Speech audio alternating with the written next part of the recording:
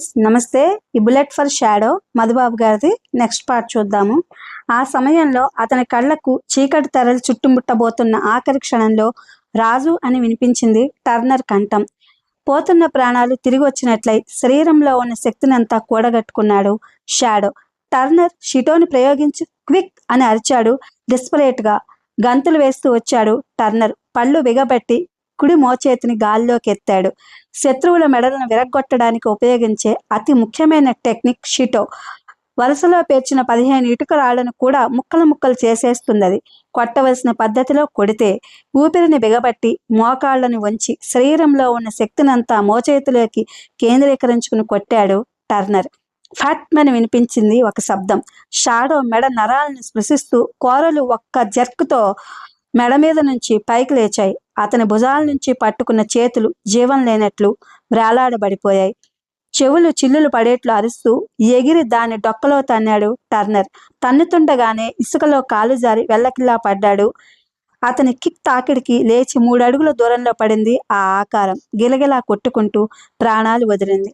ఆవరించుకుంటున్న మైకపు తెరలను దూరంగా తరమటానికి ట్రై చేస్తూ లేచి గుండెల నిండా గాలి పీల్చుకున్నాడు షాడో. భుజాల మీద నుంచి బొట్లు బొట్లుగా జారుతున్నది రక్తం. మెడ మీద గాయాలు విపరీతమైన బాధను కలిగిస్తున్నాయి. అయినా లక్ష్య పెట్టకుండా అక్కడ ఉన్న పొదల దగ్గరికి పరుగు తీశాడు. మజాంబో అతనికి కనిపించలేదు. ఆకారాన్ని అతని మీదకి తరిమి ఆ సందడిలో చల్లగా తప్పుకున్నాడు అతను. Hey you old bag, where are you? చప్పట్లు కొడుతూ పెద్దగా పిలిచాడు టర్నర్. సమాధానం రాలేదు. వారు వదిలిన ప్రదేశంలో కనిపించడం లేదు ముసలి ఒంటె. ఓల్డ్ బ్యాగ్, ఓల్డ్ బ్యాగ్, మరింత బిగ్గరగా అరిచాడు టర్నర్. ఎడారి భూతపు కాళ్ళు పట్టుకుని ముళ్ళ కంపను లాక్కొస్తున్నట్లు ఇసుకలో పడేసి ఈడ్చుకొస్తున్నాడు షాడో.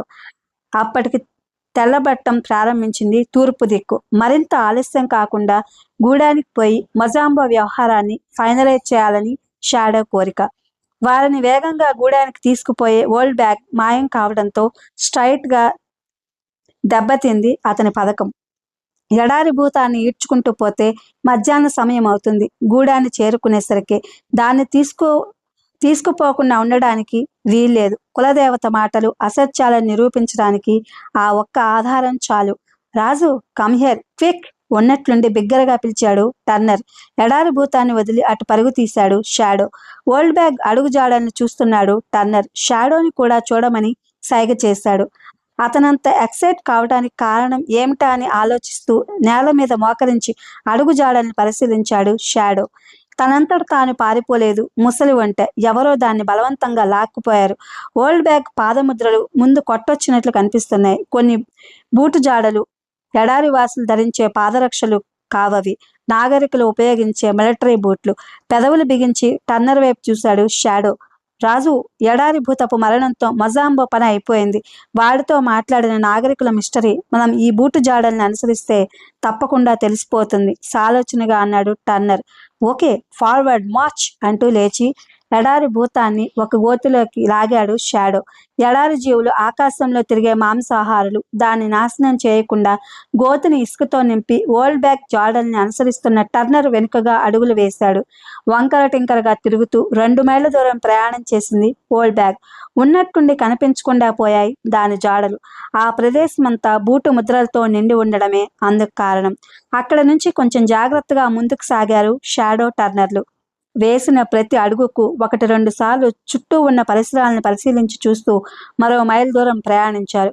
ఒకచోట కనిపించాయి వారికి ఇసుకలో నుంచి పొడుచుకొచ్చిన పెద్ద పెద్ద రాతి గుట్టలు.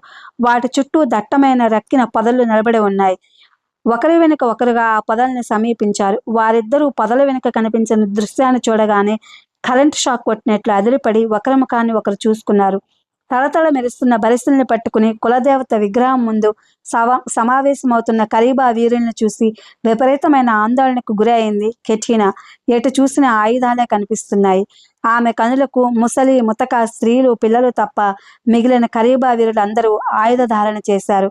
కలహరి ఎడారిలో ఇతర జాతి గూడాలకు వార్త పోయిందన్న గాలి మాట ఒకటి కరీబా గూడెం అంతటా అలముకొంది. ఏదో తెలియని పిచ్చి ఆవేశానికి గురవుతున్నారు వీరులందరూ. కులదేవత పాదాల చెంత ఉన్న భేరి విసుగు విరామం లేకుండా మ్రోగుతూ వారి ఆవేశాన్ని మరింత అధికం చేస్తోంది. 100 మంది అనుచరుల వెంట నడుస్తుండగా పెద్ద శూలాయుధాన్ని పట్టుకుని వచ్చాడు మొజాంబో. చప్పట్లతో మారిమోగిపోయింది ఆ ప్రదేశం.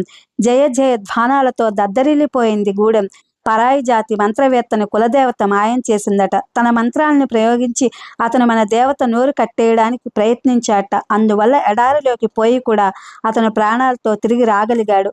ఒంటరిగా ప్రార్థన చేసి ఆ మంత్రకట్టును తొలగించి వేశాడు మన మొజాంబో. వెంటనే ఆ పరదేశిని మాయం చేసింది మన దేవత. గుసగుసలు చెప్పుకోవడం ప్రారంభించారు దూరంగా నిలబడ్డ స్త్రీలు. ఆ గుసగుసల్ని విన్న కెటీనా భయం పరాకాష్ఠకు అందుకుంది. షాడోకి ఏదో ఆపద వాటిల్లిందనే అనుమానం క్షణక్షణానికి పెరిగి పెద్దది కాసాగింది ఆమె హృదయంలో. ఆమె వెనుదిరిగి తమ ఇంటివైపు బయలుదేరుతుండగా దారిని అడ్డుకున్నారు 10 మంది మొజాంబో అనుచరులు. పరాయి జాతి మంత్రగాన్ని తెచ్చి గూడానికి మన కుల దేవతకు తీరని అవమానం కలిగించావు, అందుకు శిక్ష అనుభవించక తప్పదు అంటూ ఆమె చేతుల్ని విరిచి పట్టుకుని కులదేవత విగ్రహం దగ్గరికి లాక్కుపోయారు. ఈలోగా ఉరుములాంటి కంఠంతో పెద్ద ఉపన్యాసం ప్రారంభించాడు మొజాంబో. పరదేశీ దుండగాలను వర్ణించి ఆఖరికి వీరులందరినీ యుద్ధానికి సిద్ధపడమని ఆదేశించాడు. మన సోదరులైన ఎడారి తండా వీరులందరూ యుద్ధానికి సిద్ధపడుతున్నారు. మన కులదేవతకు అర్చన చేసి మనం కూడా బయలుదేరదాం అంటూ తన అనుచరులను తీసుకొస్తున్న కెటీనాను చూసి వికృతంగా నవ్వాడు. ఖలీబా వీరులారా, మన జాతికే తీరని కళంకం తెచ్చిన ఈ నీచురాల్ని, ఈమె ఆలోచన విని మనసు పాడు చేసుకున్న ఈమె తండ్రిని ఏం చేయాలి? పెద్దగా అరిచాడు అతని అనుచరుల్లో ఒకడు. చంపండి, కులదేవతకు బలి ఇవ్వండి వెంటనే. ఇది ఫ్రెండ్స్ మధుబాబు గారు రాసినటువంటి a bullet for shadow. Thank you for watching.